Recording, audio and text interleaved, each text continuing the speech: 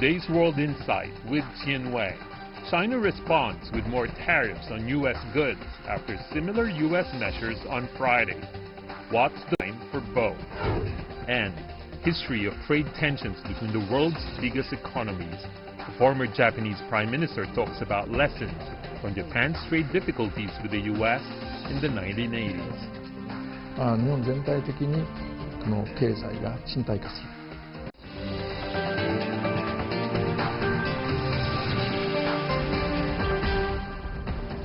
Hello and welcome to World Insight with me, Wei. The program is coming to you live on CGTN. China and the U.S. had their 11th round of trade talks over the weekend. The Chinese top negotiator Liu He led the team to Washington. But that did little to stop a new round of tariff hike. U.S. President Donald Trump announced a 25% tariff on some 6,000 Chinese products, from textiles to electronics.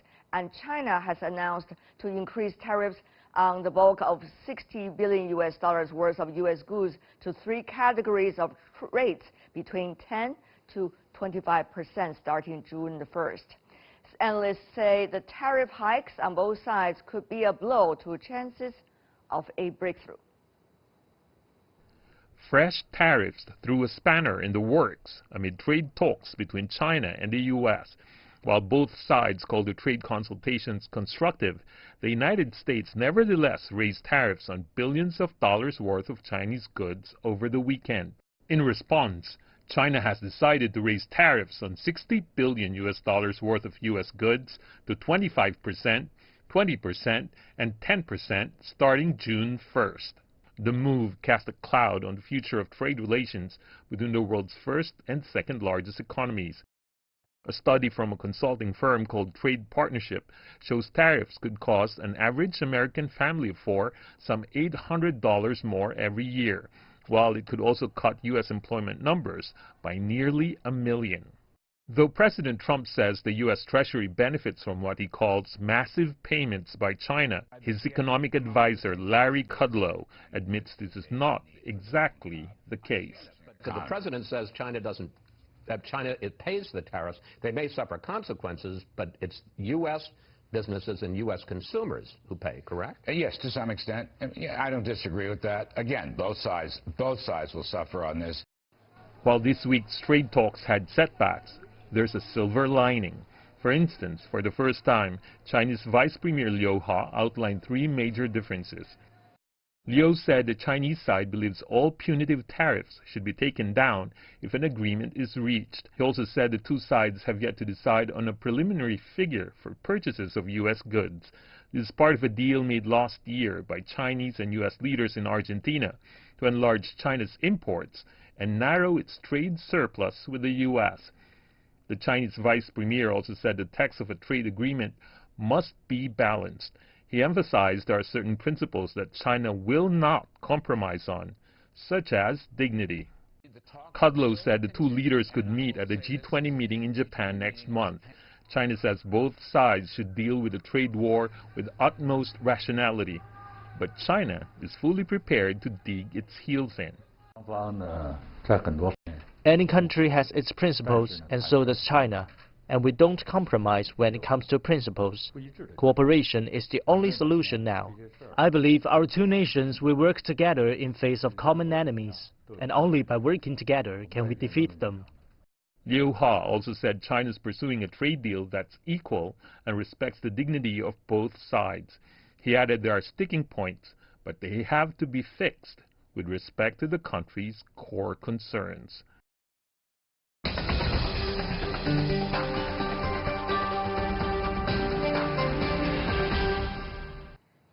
So, how should we understand all the latest development regarding the China-U.S. trade negotiation? Let's turn to our panelists. With us in Beijing, Zhang Gong, professor from the University of International Business and Economics.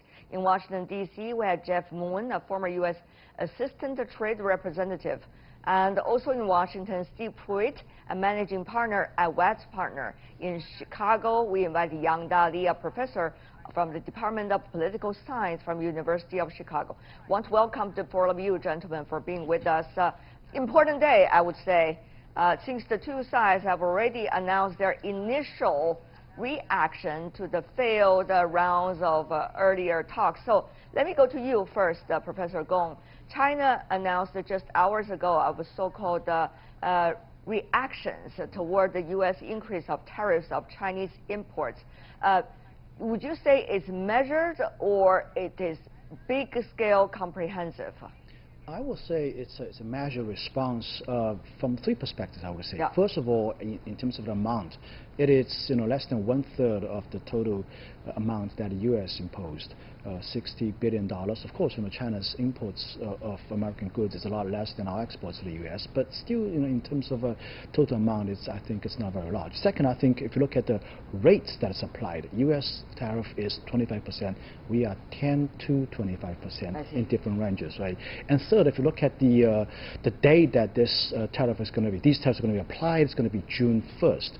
That's still, 2 weeks away. I think it's corresponds with what the U.S. has done. Their tariffs only apply to the goods that are already haven't left China's ports as of yet. So I think in terms of the date of application of these tariffs, that's very comparable. Okay, the 3 points well taken. Mr. Moon, of course, you've been participating in trade talks and negotiations over decades. So it seems that both China and the U.S. have been leaving some leeway for some interactions rather than overall breakdown of a process. But Mr. Moon, how much? How much of a breakdown? I don't think that there's a How much of a leeway, rather? I think that, how much of a leeway between the two parties? I think that there is certainly a lot of negotiating room left. We need to clarify some of the intentions behind what has happened in the last round. These trade negotiations have gone on for a year, the latest round for about 5 months. There was a 120-page document that was being negotiated, and then suddenly China said that even though it had negotiated language, it didn't want any language that would enable us to enforce it. So we need to find out what that means. Does that mean that China basically is stalling for time? I think President Trump believes that's the case. Does that mean that China wants to renegotiate some of the provisions? That's certainly a possibility. Does that mean that China does not ever intend to adopt market reforms and doesn't ever want those reforms to be enforceable? That would be a great problem. Mr. Moon, what does that mean for Washington, D.C., since the tariffs were announced first by Washington in this round too? Meanwhile, what you have said that the Chinese side have been so-called changing, according to some of the international media report, we haven't seen any concrete source of that specifically, but rather so-called anonymous source. And therefore, how reliable those information is, can you confirm with us 100% when you are using it as evidence? No, I can't confirm that 100%. Okay, there we go. These negotiations are not at all transparent. All right, then. So why don't we concentrate on things that we know, and also as analysts that you can do. Sir, Mr. Moon, help us to understand how much leeway Washington, according to the latest action, do you think it wants to leave there for the two countries to negotiate further? Well, I think the intention behind these latest tariffs is entirely that negotiations resume. These tariffs are not an end to themselves. They are an effort to encourage China to come and try to resolve differences, and to get to the place that Liu He has said that China wants to get to, and that's equality and mutual benefit. We have an enormous trade imbalance, and we have some serious problems with Chinese trading practices. We need to discuss them, and we should resolve them now. Okay. The sooner that we can resolve them, the better. Okay, Mr. Pruitt, of course, this is not just about the trade. Trade is only one aspect of the overall relationship. Many here suspect, here from Beijing and elsewhere in China, that this is only the very start of the U.S. playing so-called offensive toward China. In a way, it is only the very first stage. The reluctance to reach any kinds of temporary result in the trade negotiation is a sign that the U.S. wants to future contain China with a lot of challenging prospects for the bilateral relations. Mr. Pruitt, you've been working on the Capitol Hill. You know how political atmosphere formed and also reflected in policy. Your comment here. Well, I think there's some merit to the Chinese looking at this with a bit of a jaundiced eye. Clearly, if you look at the domestic record of achievement of the current U.S. administration, there are very few negotiations that have ultimately resulted in a deal, and in a number of instances, those negotiations literally appear to have been purposely blown up, if you will, to meet some other political goals. And I think there's certainly enough evidence to justify that concern. A. B, I think you've got to look at this also in terms of a timing and how it is playing with the rest of the U.S. domestic agenda right now and political agenda, and how this explosion and disruption and constant chaos on trade and economic discussions ultimately will impact, if not diminish, the discussion about impeachment, prosecution of the president and his family for issues relating back to the 2016 election. So there's a lot of, shall we say, chocolate syrup in the milk right now being stirred around, and I think if you wait for the complete drink to be mixed, the intent now is to run this out with the clock on everything else, quite frankly, I believe. Right.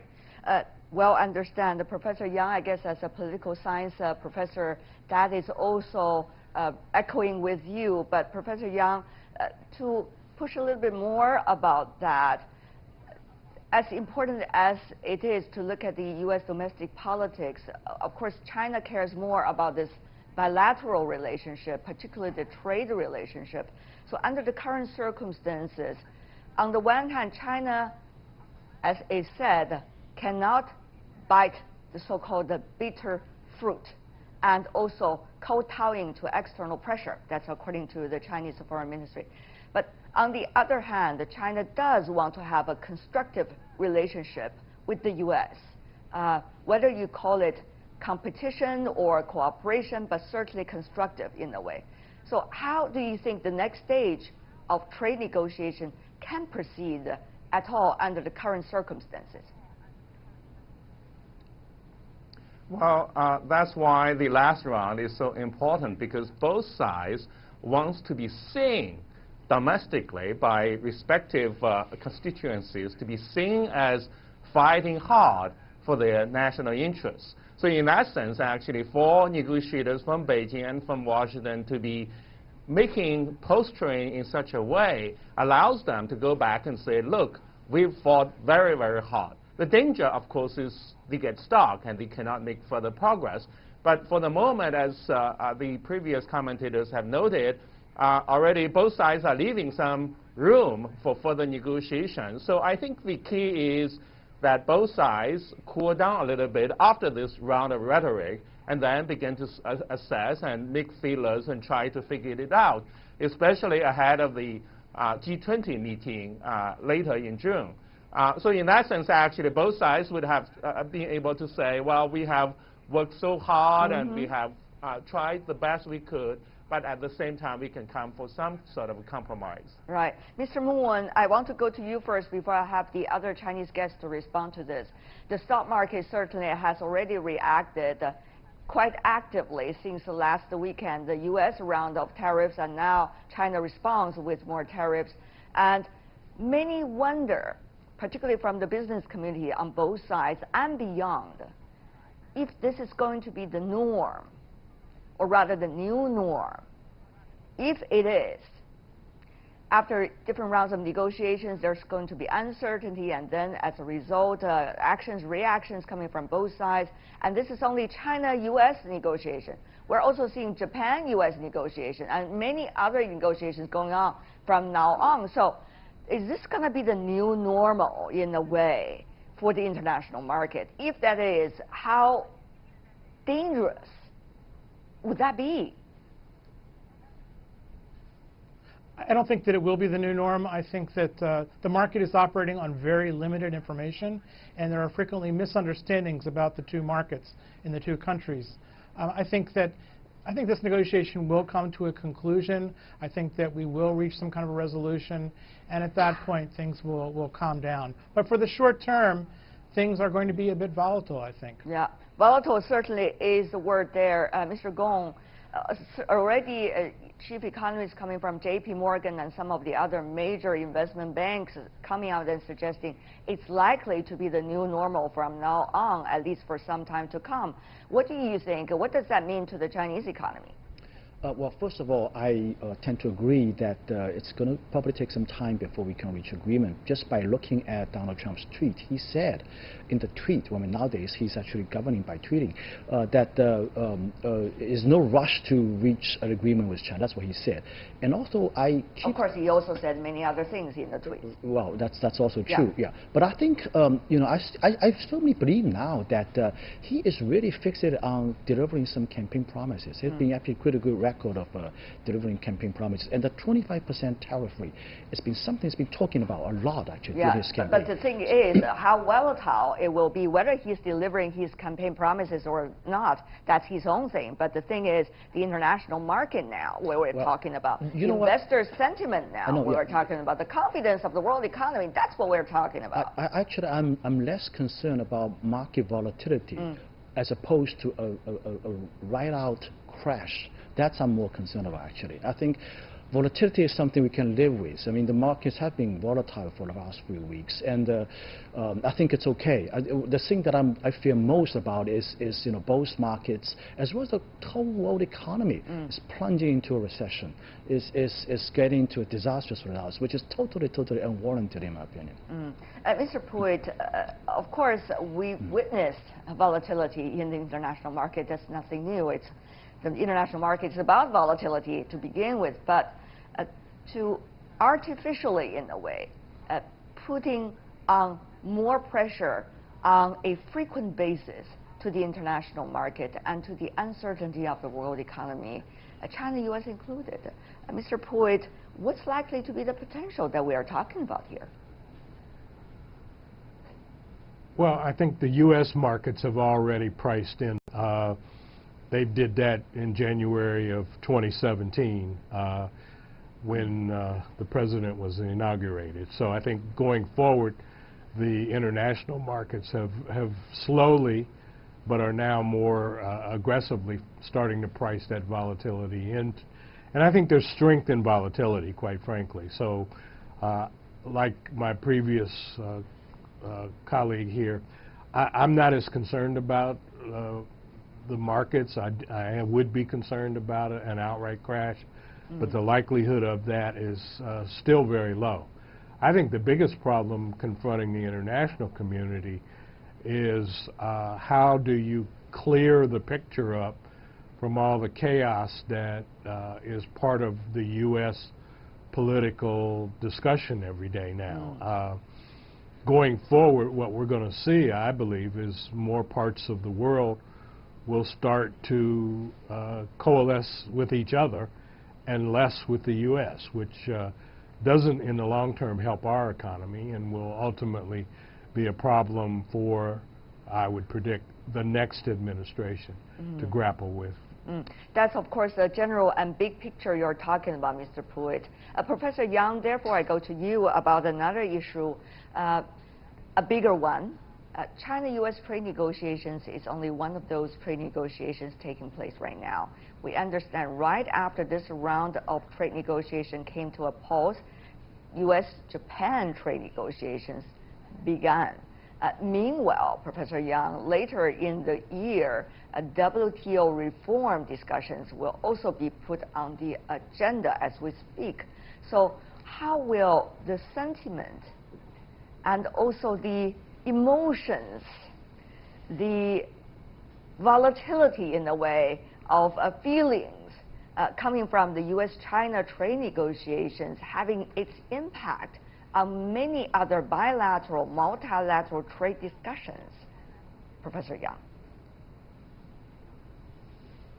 Well, certainly the word that I can think of is upheaval. Truly, there is the general recognition that the existing WTO system has not been effective, and as a result, actually, so sort of there are all those pushes, and especially coming from the United States, in terms of for reform, for change, and for going back on some of the terms that have existed, especially with respect, actually, to China, which, of course, as we all know, remains a non-market economy to most developed economies, and also continues to enjoy the status of being a developing country. So in that sense, actually, so sort of there is a lot of rethinking about some of those issues.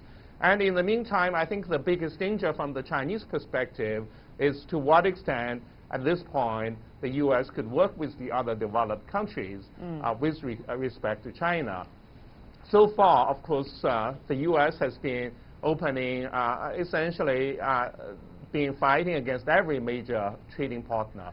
But should actually sentiments shift, then actually China could be in a situation whereby it's confronting the major developed countries again. So in that sense, actually, there is a strong desire, I think, on the part of China to try to see some of the conflicts being resolved ahead of that.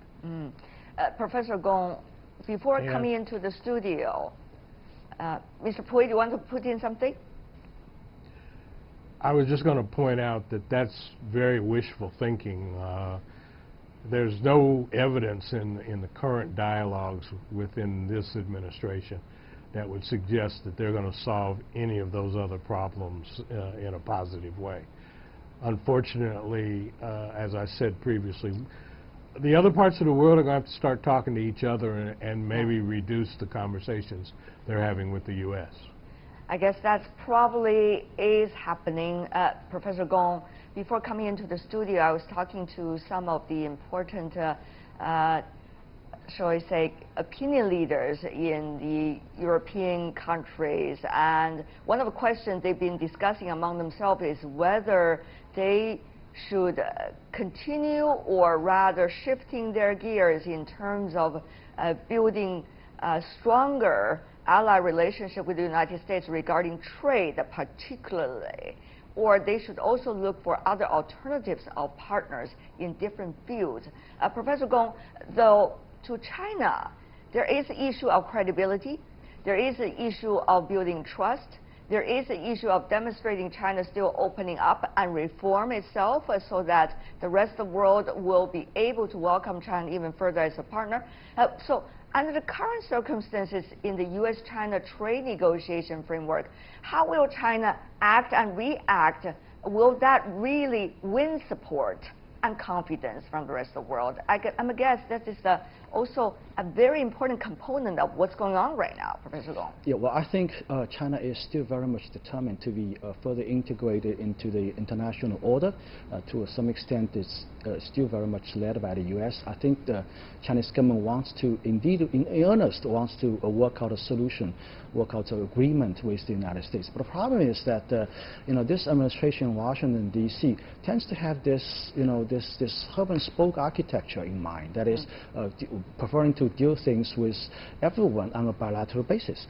And particularly with respect to China, I'm a little bit concerned. I'm actually really concerned that during the next round trade negotiation between Japan and the United States, they're going to stuff the same clause, that is the clause of 32.10 contained in USMCA. That is the clause regarding any treaty country with the United States having another treaty with China has to get approval from the United States because of China's so-called non-market status.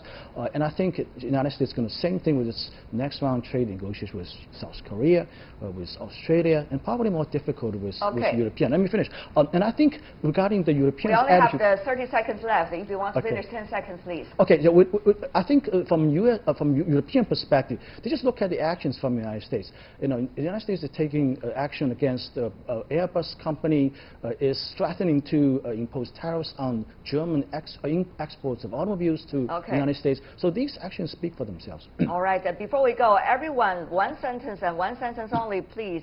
What do you think will be done for the next few days and weeks for the next rounds, if there is any? Professor Gong, you want to go first? One sentence, sir. Okay. Well, the next few days, there'll just be rhetoric, no action so far. Okay. Mr. Moon. There will be teleconferences, as there have in the past, informally exchanging views that will lead to a formal resumption of talks before the G20 summit I see. in Japan at the end of next month. Mr. Pruitt. More made-for-TV drama via Twitter. Professor Yang. Well, it's certainly Twitter, but also People's Daily editorials, and those are being put out. And of course, then feelers on both sides trying to see whether there's common ground. Okay. Yang Dali, Steve Pruitt, Jeff Moon, Zhang Gong, what a pleasure. Thank you so much, gentlemen, for your insights and perspectives. You're watching World Insight with me, Tian Wei, on CGTN. Still to come on our program, history of trade tensions between the world's biggest economies. A former Japanese prime minister talks about lessons from Japan's trade difficulties with the U.S. back in the 1980s, right after this. Back, you're still watching World Insight with me, Tian Wei, coming to you live on CGTN. Higher tariffs on Chinese goods did little to ease trade tensions between China and the U.S. Challenges to trade relations between the world's biggest economies are nothing new, though. Japan and the U.S. were in the same boat 3 decades ago. In the 1980s, Japan and the U.S. had talks to smooth trade relations, resulting in the 1985 Plaza Accord. The deal touched on currency exchange rates, including a 50% depreciation of the U.S. dollar against Japanese yen. But the recessionary effects of the strengthened yen in Japan's export-dependent economy led to a Japanese asset price bubble of the late 1980s.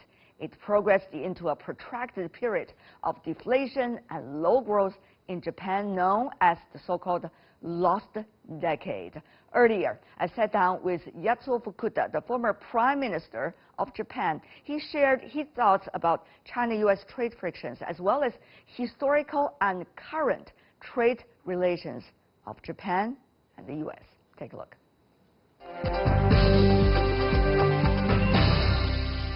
What is your comment about the latest temporary result of U.S.-China trade discussions?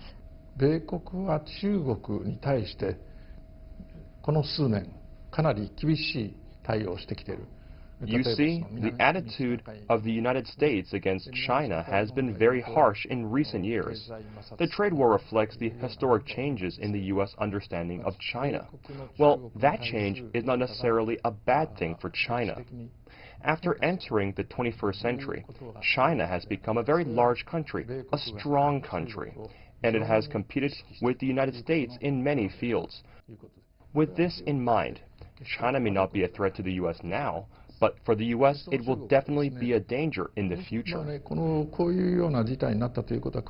You see, the Sino-U.S. trade war is an inevitable result.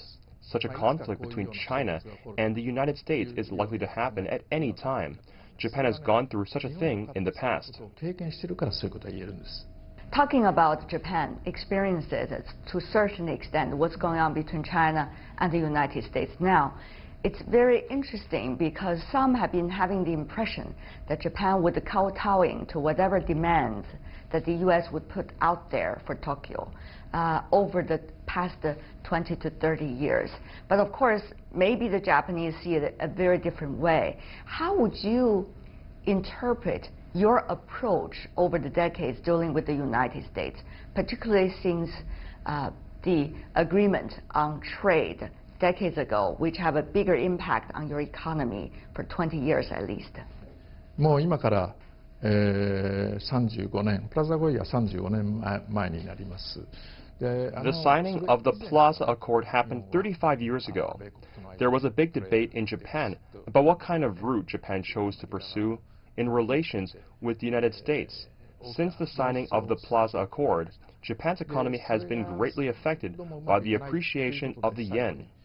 However, I think that the support of choosing to sign the Plaza Accord at that time was quite strong, because in the past, Japan had made great efforts to develop the economy and wanted to catch up with the Western countries.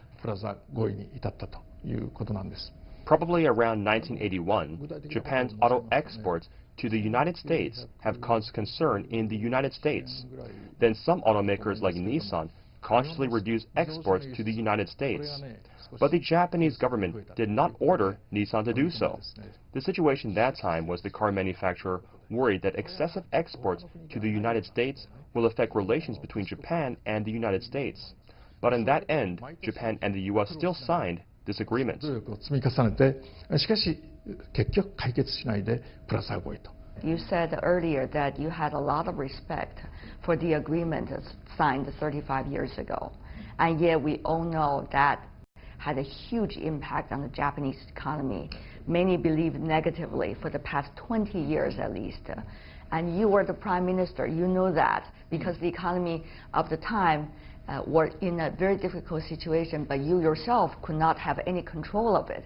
That's all part of the result of that agreement and the implementation of that agreement. So when you say now you're interested in the result of U.S.-China trade negotiations, how are you looking at it with the Japanese experience and lessons particularly?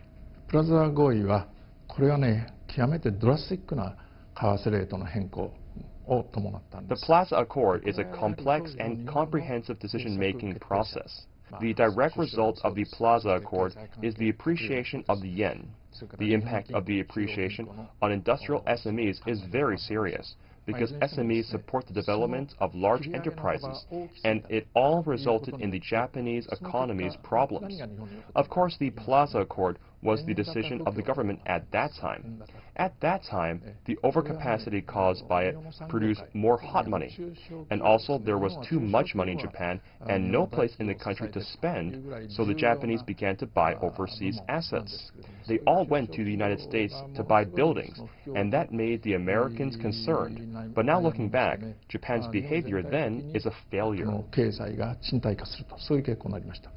でそこでね日本の政府は不況にびっくりしまして。 The Plaza Accord is actually in the direction of the requirements of the United States. But the result is that the Japanese began to buy American assets in the U.S., and that led the United States concerns about Japan. As the number of purchases increased, it caused the United States to even resent Japan. The Plaza Accord and its subsequent results are a very unsuccessful experience for Japan. Returning to the topic of how the Chinese government should learn from Japan's lessons after signing the Plaza Accord, I sincerely hope that the Chinese government can make a wise decision in consideration of the world economic situation. 考えなければいけないことも当然あるはずです。それはね40年前に日本とアメリカの間でその経済摩擦がありましたと。 40 years ago, Japan-U.S. trade friction escalated.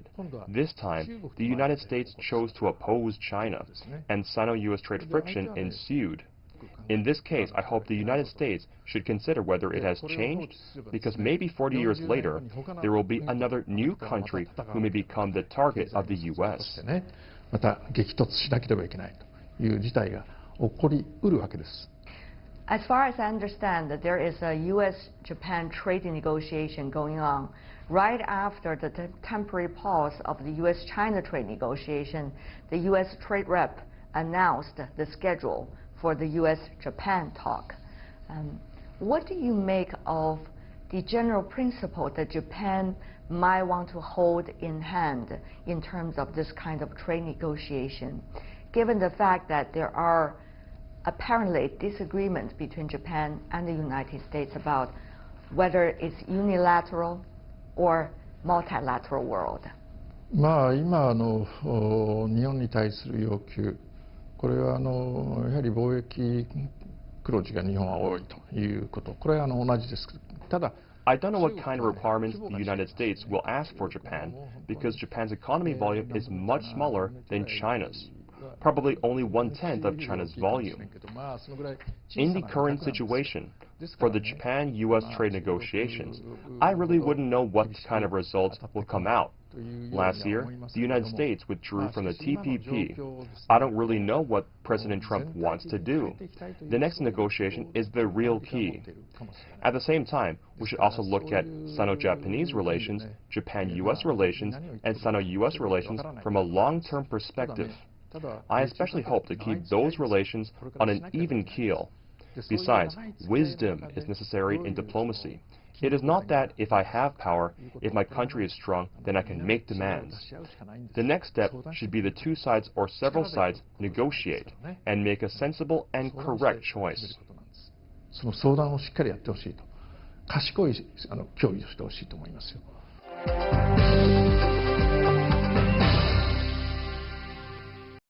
I love the way you said it, balance. But how? That's an interesting thing, isn't it?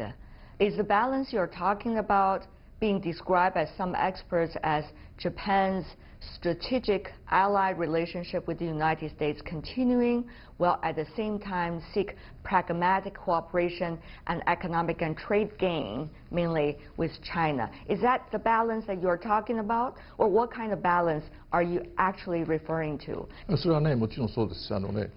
米中関係というけども。China-U.S. relations are related to Japan, and Japan-U.S. relations are related to China. And these relations will have an important impact on Europe and South Korea. 合意したとしても、それがそういう関係する日本だとか。America first. This slogan is not right, because everyone should negotiate to establish a relationship, and this negotiation process requires the wise judgment of the leaders. It seems that you're emphasizing on the role of leadership. But besides that, there are a lot of pragmatic issues. Today, you are here in China to attend a conference between China and Japan on pragmatic cooperation. So let me ask very briefly about pragmatic cooperation. そのね、地域的な枠組み、経済枠組みについては、これは The TPP was originally proposed by the United States, but the U.S. withdrew later and then proposed to replace the TPP with other mechanisms, such as RCEP. そういう現実を考えてみますとね、やっぱりその You see, economic stability is very beneficial to the world situation, so I think it is positive. ともかくとして、まあ、例えば他の枠組みを作っていくということについては、So it will speed up? まあ、スピードアップ Well, it is not necessary to speed up, just need to in accordance with the pace of negotiations, in accordance with natural development. This would be fine, because development also needs more understanding from all sides, then move forward on the basis of full negotiations. I noticed two interesting phenomena since we talk about cooperation. One is Japan and China has agreed to develop the third market with $30 billion possibly investing into a third country or economy. But on the other hand, we also noticed that Japan, together with India, the United States, the Philippines, over the past few days have been conducting joint military exercises in South China Sea, which is quite a sensitive button for China. How should we understand the both constructive, while at the same time, what some describe as concerning events going on at the same time?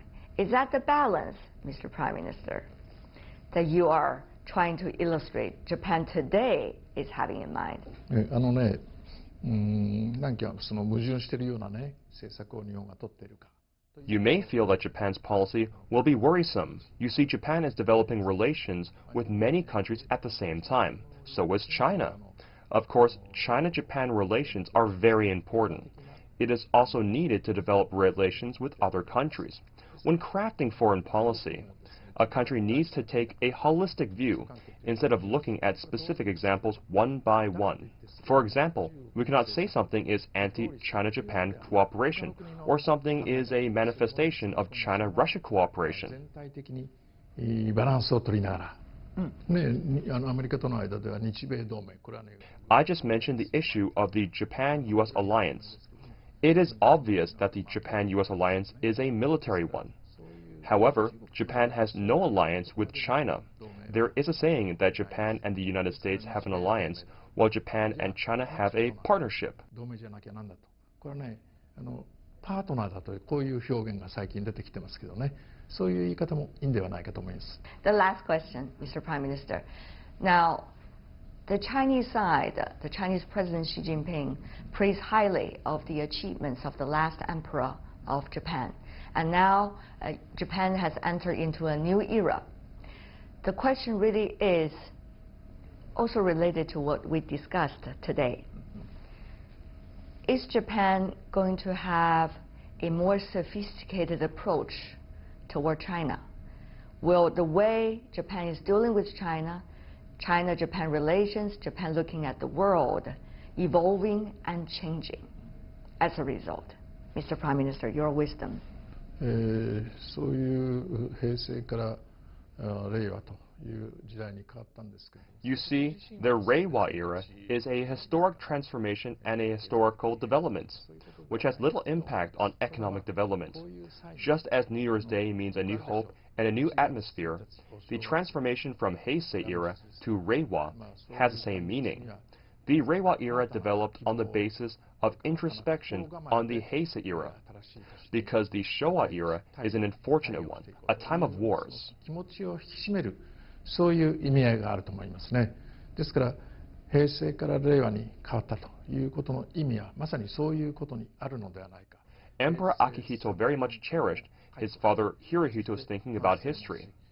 Emperor Akihito himself also has to think a lot about the future of Japan. He gave the nation a new direction, that is, Japan must develop as a peaceful country, and his son Emperor Naruhito, who is the emperor now in the Reiwa era, can also understand his father. It will be reflected in his actions and behaviors. 戦争をしてしまったという悔恨の思いをずっとお持ちになってたと思います。